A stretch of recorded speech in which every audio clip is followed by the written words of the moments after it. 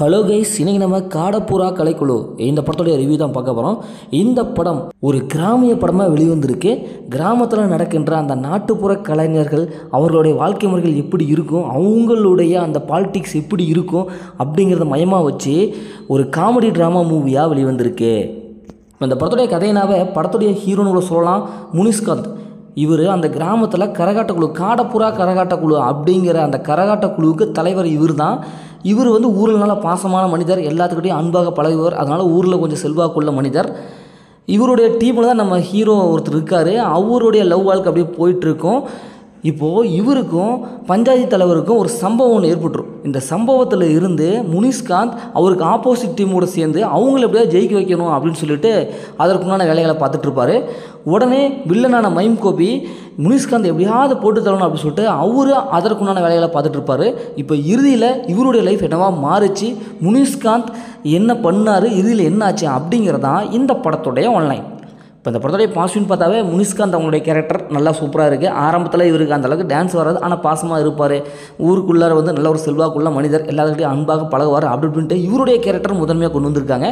இவரை சுற்றி தான் கதை அப்படி நகருது. அதனால் அவருடைய கேரக்டர் கொடுத்த கேரக்டருக்கு செம்மையாக ஒருத்தாக நடித்து கொடுத்துருக்காரு. அதே மாதிரி மைம் கோபி ஒரு பஞ்சாயத்து தலைவராக வந்திருப்பார். அவர் ஒரு வெள்ளத்தனமான ஒரு கேரக்டர், அவருடைய கேரக்டர் நல்லா இருக்குது. இன்னொரு படத்தில் இன்னொரு ஹீரோனோட சொல்லலாம், இவர் தான் அந்த பட்டப்படிப்பு கலையெல்லாம் முடிச்சுட்டு அப்படியே இவர் ஹீரோயின் கூட அப்படியே லவ் பண்ணுறது. ஹீரோயின் ஆப்போசிட் டீம் இருக்கிற ஒருத்தருடைய பொண்ணு, அதனால் காதலை வெளிப்படுத்தாமல் இருக்கிறது அப்படின்ட்டு அந்த ட்ராக்கில் அப்படியே போயிட்டுருக்கும். இப்படி எல்லா ஒரு கேரக்டர்களும் பார்த்து அப்படி பழக்கப்பட்டதாக இருந்தாலும் சுவாரஸ்யமாக ரசிக்கிற மாதிரி அப்படியே கொண்டு வந்திருக்காங்க. படத்துடைய பிஜிஎம் மியூசிக் அண்ட் சினிமோட்டோகிராஃபிக் சூப்பராக கொடுத்துருக்காங்க. ஒரு கிராம படத்துக்கு என்ன தேவையோ அந்த அளவுக்கு கொடுத்துருக்காங்க. இந்த படத்துடைய மைனஸ்ன்னு பார்த்தா இவங்க சொல்ல வந்த மெயின் கதையை சொல்ல தடுமாறிட்டாங்க.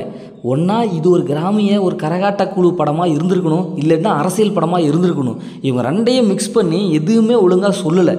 கதையை விட்டு எங்கெங்கேயோ போயிடுச்சு கதை, அது மாதிரி தான் இருக்குது. செகண்ட் ஹாஃப் எல்லாம் இன்னும் கொஞ்சம் அழகாக காமிச்சிருக்கலாம், ஆனால் இவங்க காமிக்க தவறிட்டாங்க. ட்விஸ்ட் அண்ட் டர்னிங்லாம் அந்தளவுக்கு இல்லை.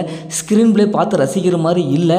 ஏன்னா அதுக்கு அடுத்தது பஞ்சாயத்து, ஊர் பஞ்சாயத்து, பாலிடிக்ஸ் அப்படின்னு நார்மல் படமாக போயிடுச்சு. அதெல்லாம் விட்டுட்டு இவங்க அழகாக கரகாட்ட குழு அப்படின்ட்டு காமிச்சிருந்தாங்கன்னா படம் செம்மையாக இருந்திருக்கும். இந்த படத்தை ஃபேமிலி பார்க்கலாம், கண்டிப்பாக ஃபேமிலி பார்க்கலாம். படத்தில் அந்த மாதிரி எதுவுமே இல்லை. மொத்தத்தில் இந்த படம் இப்படி சூப்பராக சும்மா இருக்கணும். இந்த படம் ஒரு ஒன் டைம் வச்சுக்கணும் தான் நாங்களும் சொல்கிறேன். ஓகே, இதே மாதிரி அடுத்து ஒரு புதிய மூவி ரிவ்யூ சந்திப்போம்.